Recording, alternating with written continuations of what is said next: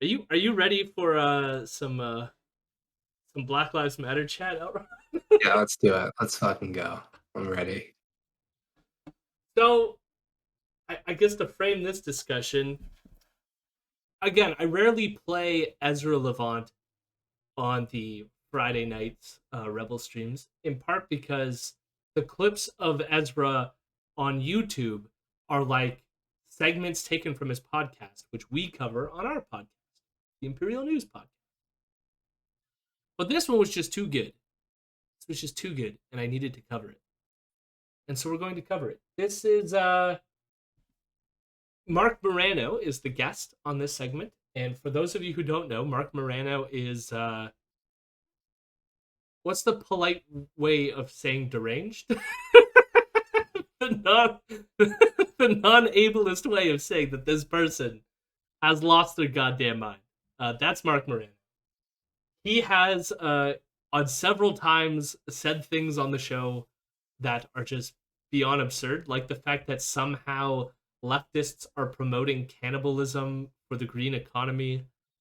He's constantly goes on and on about how Bill Gates is drinking shit uh, and like promoting the eating of poop.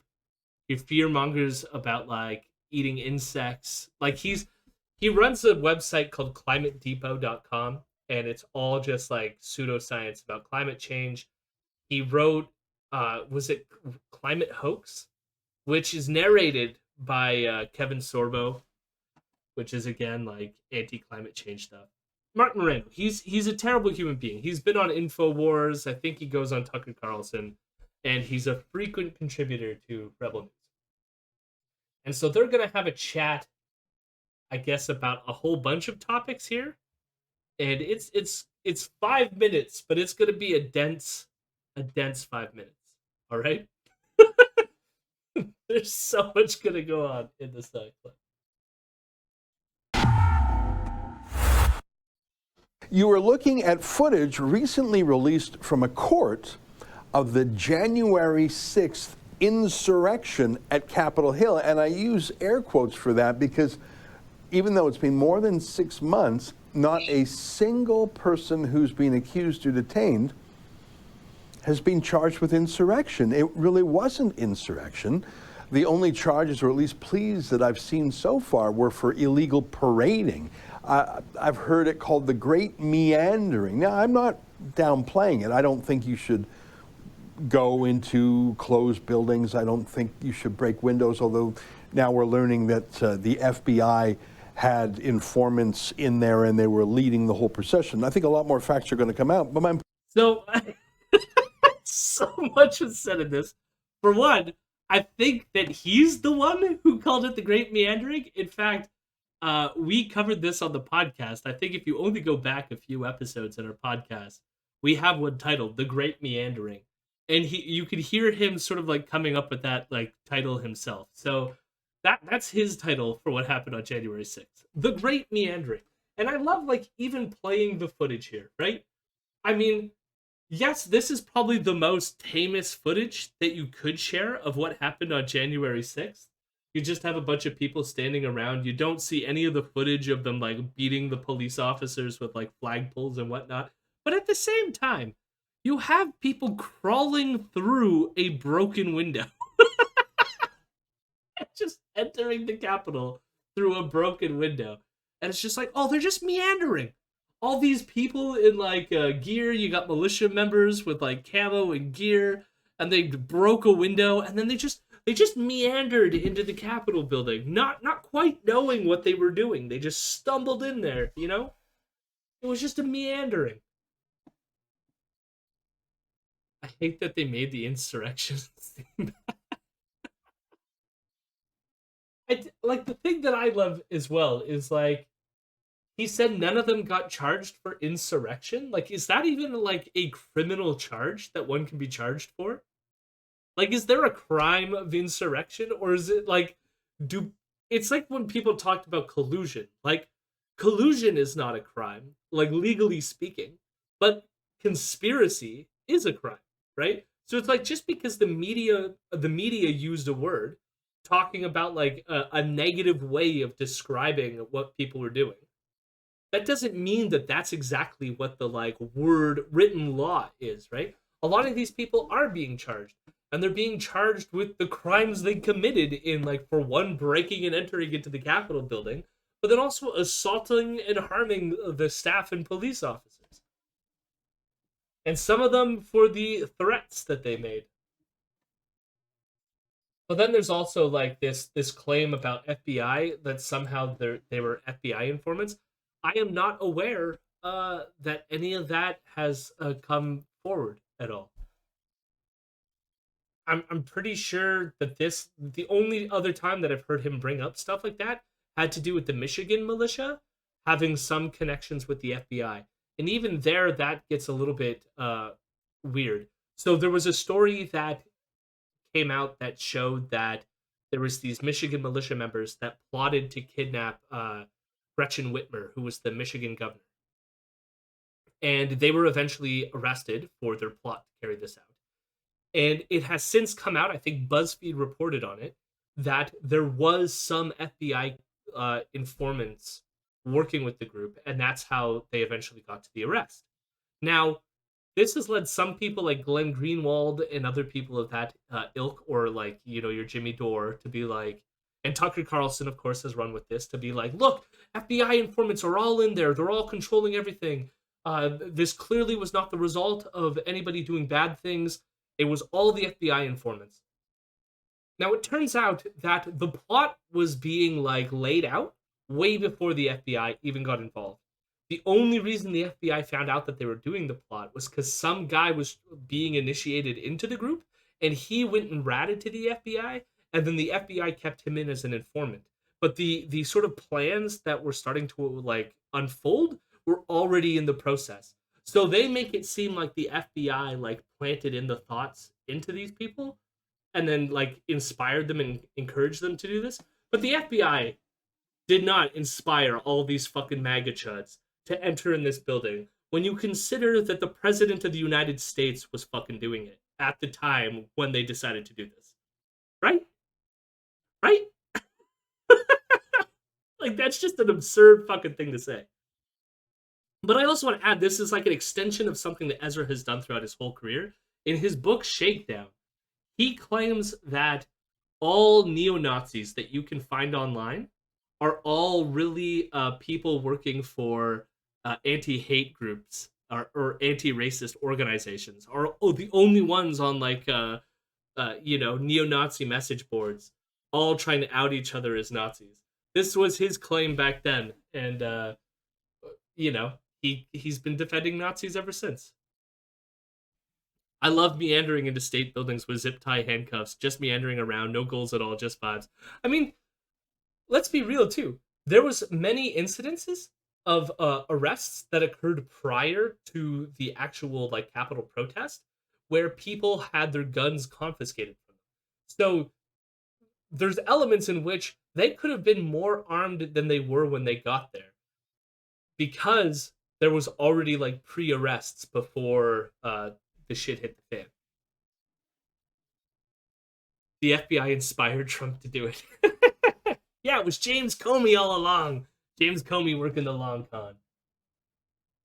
Now, I'm not downplaying it. I don't think you should go into closed buildings. I don't think you should break windows, although now we're learning that the FBI had informants in there and they were leading the whole procession. I think a lot more. Also, I want to point out, Kean Bexty was at the insurrection and didn't release any of his footage. And now no longer works for them. I'm just going to leave that hanging. Weird how that happens.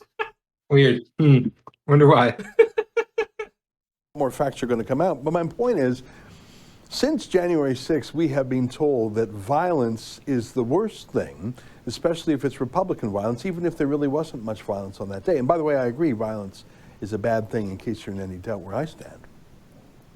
But contrast that and the extreme coverage of the great meandering at the Capitol with headlines like this: should the climate movement embrace sabotage? That's yes.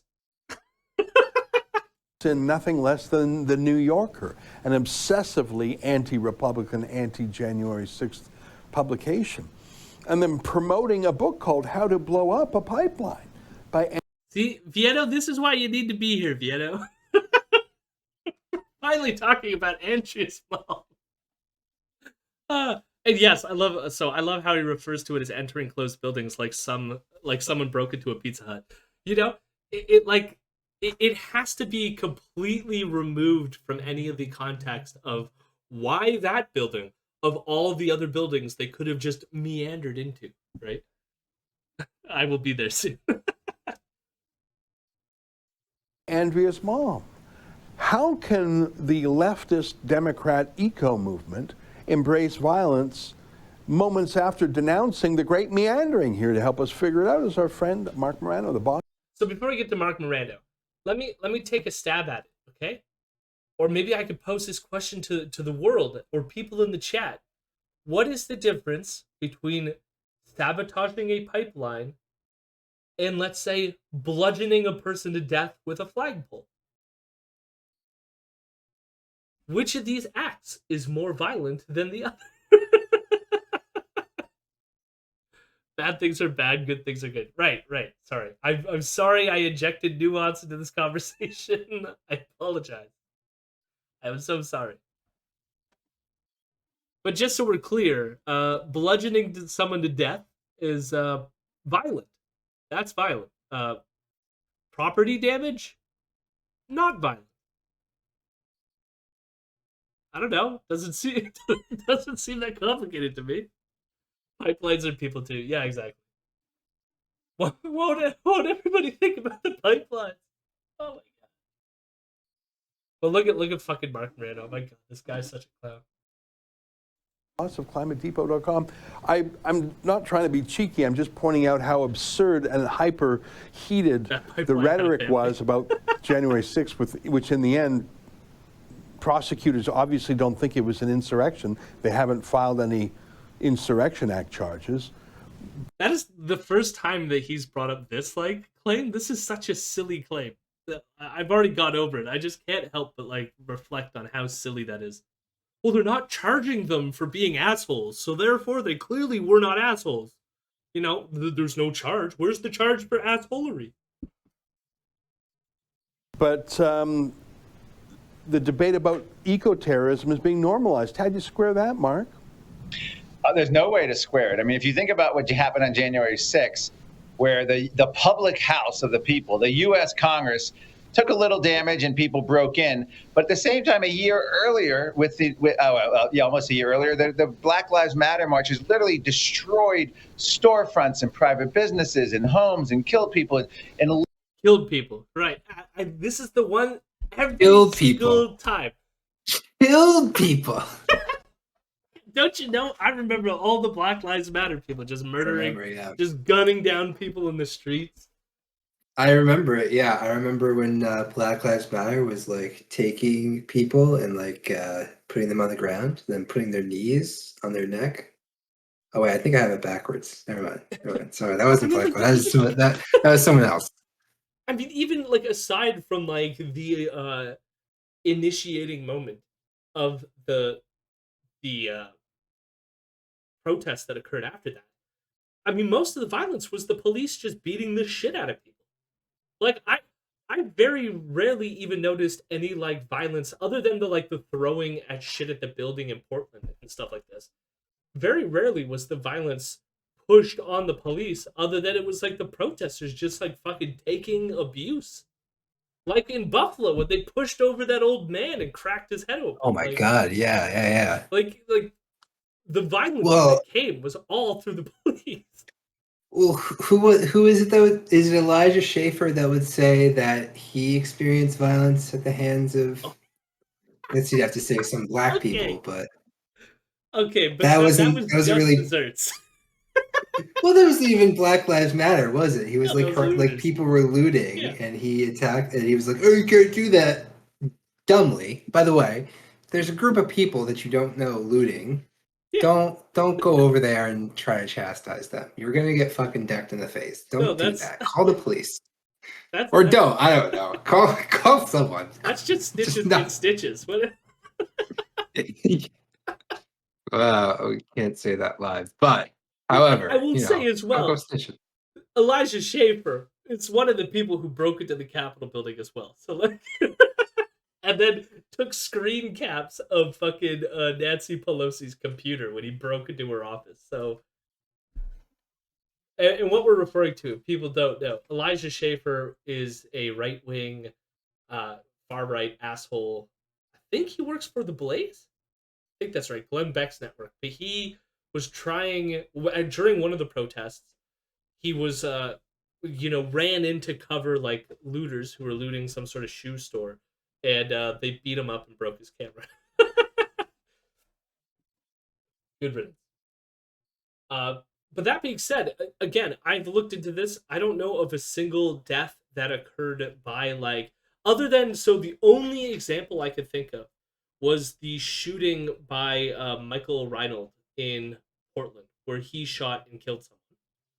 But even then, it's still, I mean, I've seen the footage. It looks like he was the one who instigated, even though later the police, like, just basically gunned him down, like, which is itself pretty fucked up that they didn't even try Michael to see whether or not it was an intent to kill rather than self-defense. Instead, they just, like, decided that the police were the judge, jury, and executioner and murdered him while he was in his car.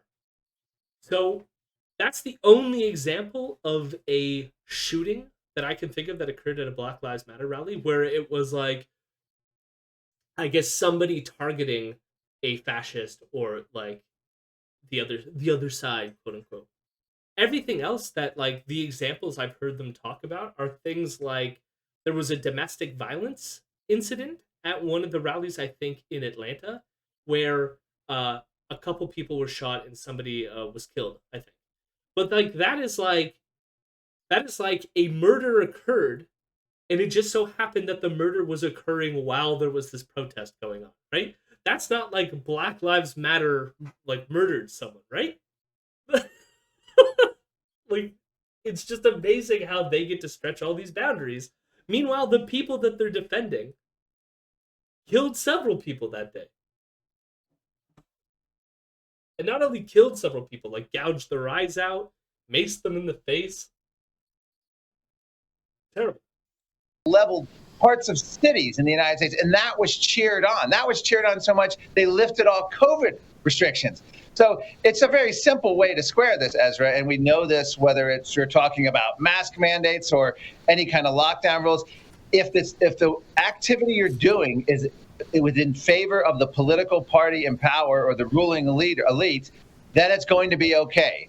The January 6th riot, or whatever you want to call it, the meandering, was literally not okay because it was a pro-Trump rally. Black Lives Matter was perfectly fine with the same people outraged because it was for a good political cause in their mind. And bringing us to what the New Yorker's doing now, promoting, featuring, and essentially rubber stamping eco-terrorism. Marc. That's also Marc, I don't know.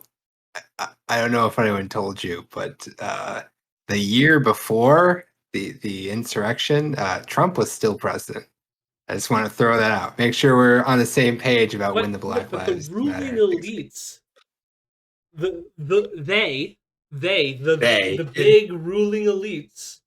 Yeah, 3 open parentheses, they, 3 closed parentheses. Yeah, I got it. Yeah. We're totally pro Black Lives Matter. Don't you I remember all the like super like decent media coverage of like, hooray, Black Lives Matter is great, the ruling elites approve.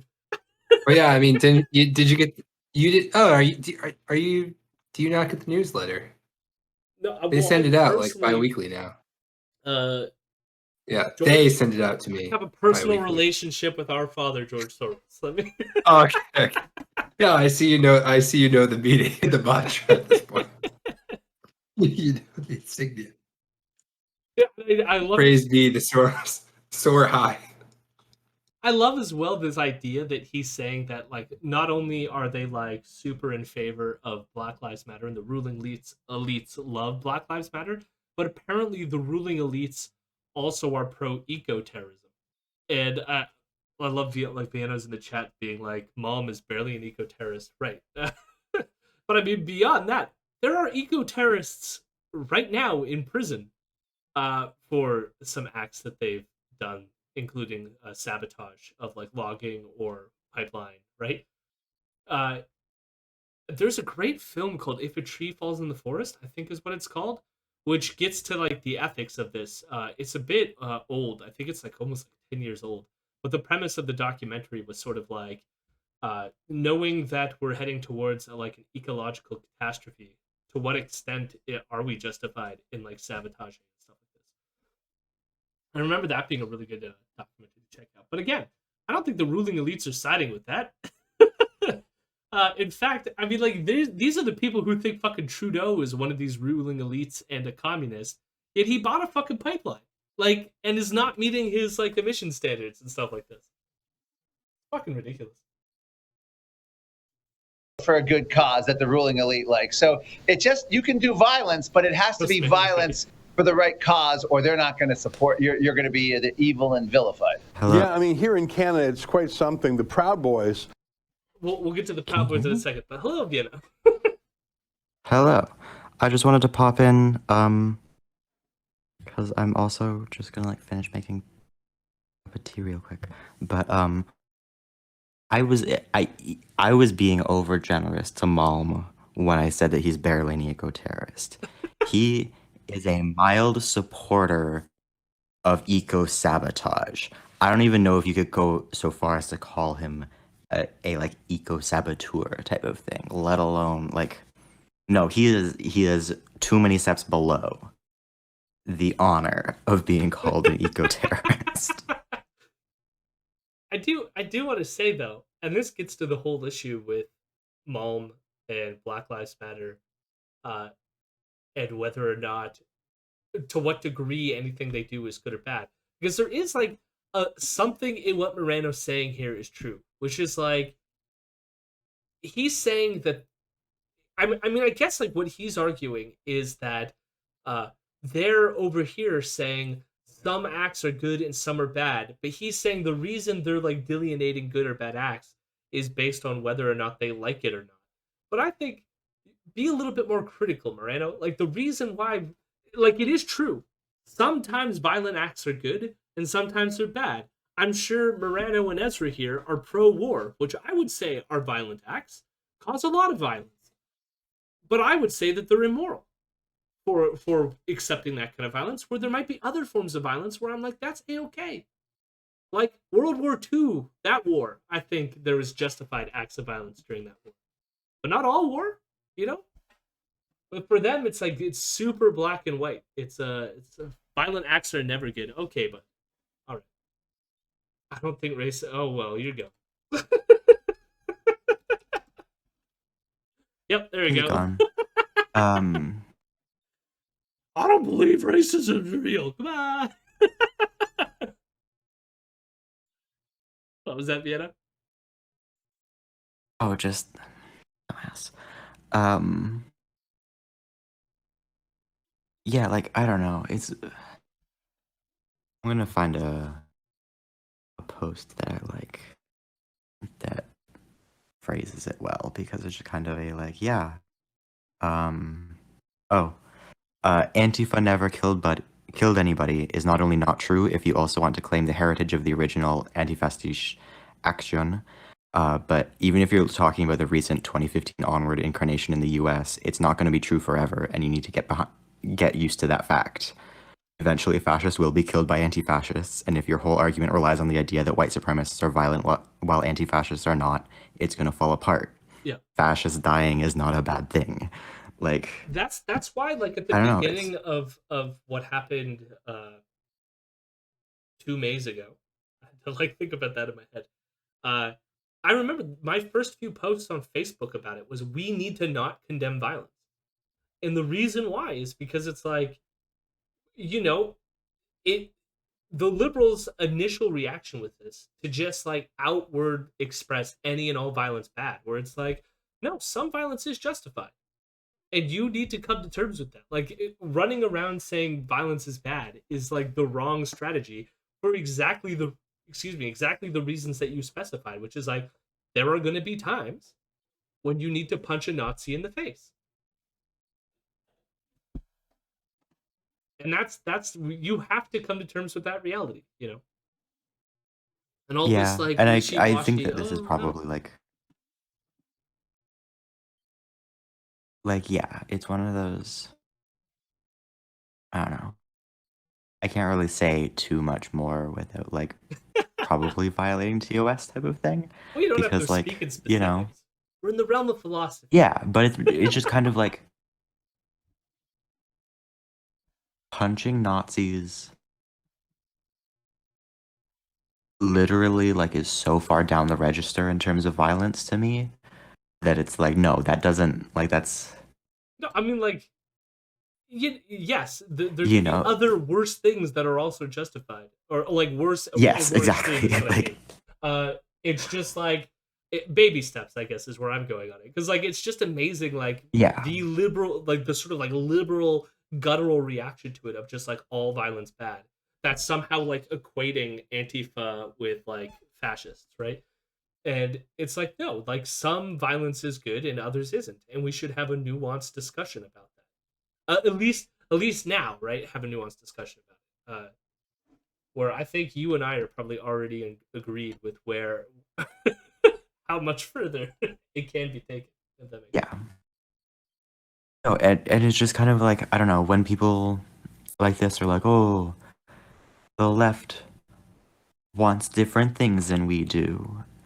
And it's like, yeah, like what else are you, what other conclusion can you say? Like, yes, we want different things. Whoa. Like, yeah, the left doesn't you, want you got us, Marc Morano. We the disagree with right you. wing to win. Like, yeah, good job, you got us.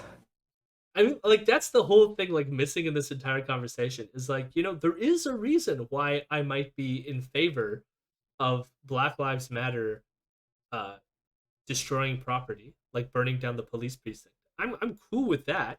And why I'm not cool with fascists storming the capital of the United States for a fascist takeover of the US government.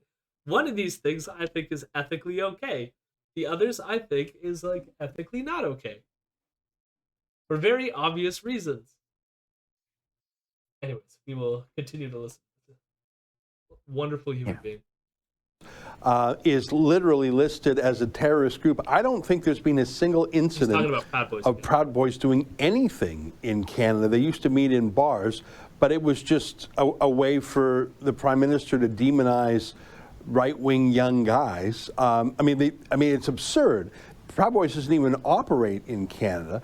It's literally a terrorist group. But the Prime Minister won't lift a finger to not only the kind of protests you're referring to, Black Lives Matter, we've seen some of that in Canada, but in Canada, about a year and a half ago, there were widespread blockades on railway tracks that could theoretically derail a train if they weren't caught in time.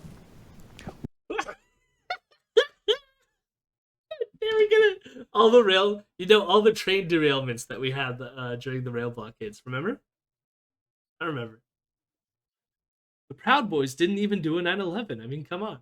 I love the fact of him pointing out that in Canada they were never a thing, and there's like some. How do I say this? Like there is a partial truth to that, in that they didn't like, even though McGuinness is Canadian, and even though McGuinness, you know, got his start, he calls Ezra, the reason for his existence is Ezra. So we wouldn't have a McGuinness in this world with the status that he has if it wasn't for Ezra giving him the platform on Rebel News. McGuinness says that himself. Okay, went on to create this organization. Sorry, go on, Elrond. Yeah. I was gonna say what a fucking bad fucking flip of the coin for the universe, man. Yeah. We could have gotten a different quantum tunnel. And yet goes like spends most of his time in America, and therefore the Proud Boys are more of an American phenomenon than they are in Canada, even though the roots of them are vaguely Canadian. So I do feel like the Canadian government labeling the Proud Boys terrorists was largely a symbolic move, a symbolic gesture.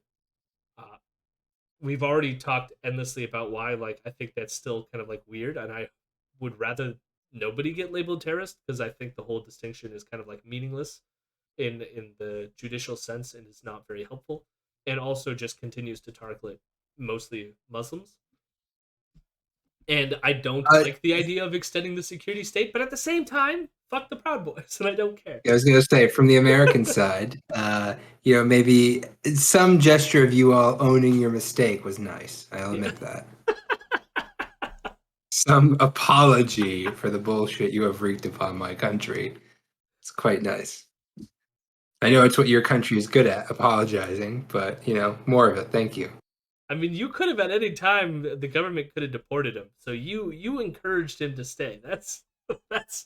Don't blame me for the Republicans. I don't want to hear it. L. Ron personally. Yeah, L. Ron personally I did not sign the memo that says Gavin McInnes and his ilk can stay. That's you blame the right for that.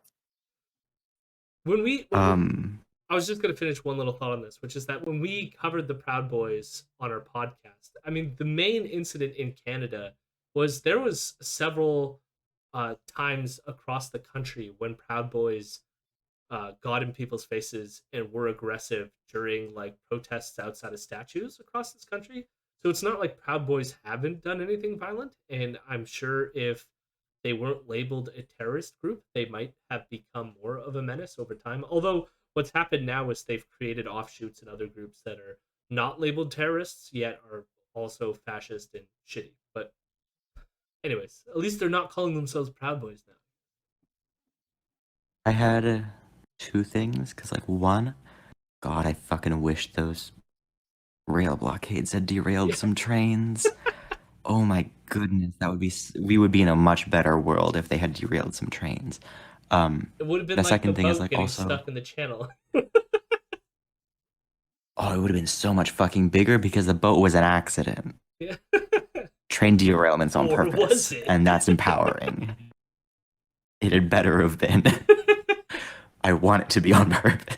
And then the second thing is, like, yeah, you're talking about these symbolic motions of declaring the Proud Boys terrorists. Which protests were policed harder? Which groups are policed more and arrested more and subjected to violence more, Ezra? Like, Nope. These were invasions of other nations by militarized police. The Proud Boys got like, oh, hey guys, don't be a part of a terrorist organization, please. We're not going to investigate you, though, so, just going to rename your group, you're good. Well, like, I guess, like, that's the extension of, like, what is he saying here? Because, like, in one instant, you have, like, fascist organizations. The other, you have nations of people opposing a quasi-invasion, Like, they're different things. But all things the same. No nuance. No nuance allowed. All things the same. Railway blockades, pipeline blockades, forestry blockades. None of that is called terrorism, even when people are physically assaulted. But, I don't know, the great meandering and a couple of Proud Boys drinking beers, that's illegal. I think it shows that that police themselves are becoming politicized, because it's not just politicians who do this stuff. Once these things are in the rules or the laws, they're implemented in a political way. I think the police are becoming more and more political. I mean, I agree. I get flack from some of my own followers. I start to openly question whether the police are becoming more political. Like, again, he loves to pretend like the police did absolutely nothing to the indigenous protests that were occurring. I'm pretty sure we all saw the footage of them going in there with like snipers and guns and tearing apart the rail blockades, or even tearing apart the encampment at Wet Sweatin', or even terrorizing the people outside of Landback. I'm pretty sure we all witnessed that, and there's video footage and photographic evidence of all this occurring. But of course, no, the police just dealt with them with kids' gloves. And like, I played this clip several times on stream before as well. But we also have Ezra saying that he understands if people just drive their cars through the rail blockades and just happen to kill many indigenous people who are protesting and stuff. So like, for the person who claims like to condemn violence to be like, oh, I don't condone running people over with cars, but I understand if they do it out of pure frustration because the cops are on standby and are not stopping these people who are engaged in these like terrorist road blockades and rail blockades. Defunding the police when they're heavy-handed tactics, what we're seeing in Australia or Canada or parts of the U.S. where they're shutting down people either without a mask or violating lockdown rules. I don't want to see our police following these orders. In fact, I'm actually cheering on Black Lives Matter right now in New York City, Ezra. They're actually standing up for some of the African-American patrons who are being ejected from restaurants. I fucking love this. So it's like Black Lives Matter sucks. They're terrorists. They're evil people. But this one Black Lives Matter chapter out of New York is like anti-vaccine, and all of a sudden they're now in favor of them and want to defund the police.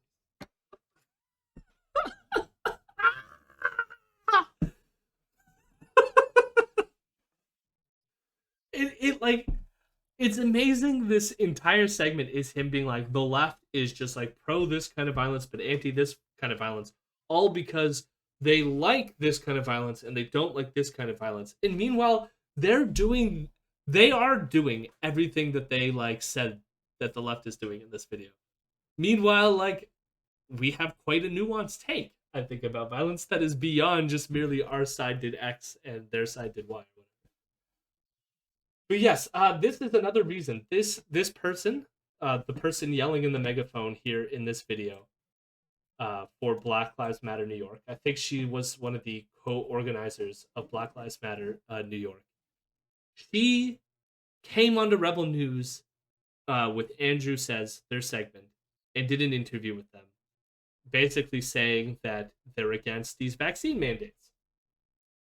And this is why siding with fascists is not a good thing to do. Just over and over again. Stop doing it. Like, I get it. They might seem like they're on your side because they're also anti-vaccine. But as we've witnessed in this segment, they're vile, racist pieces of shit.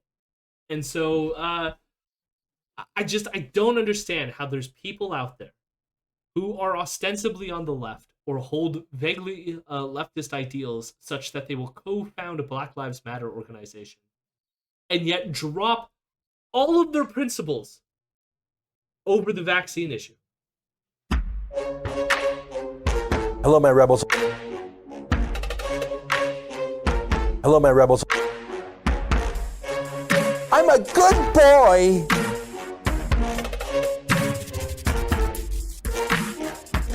I'm a weirdo.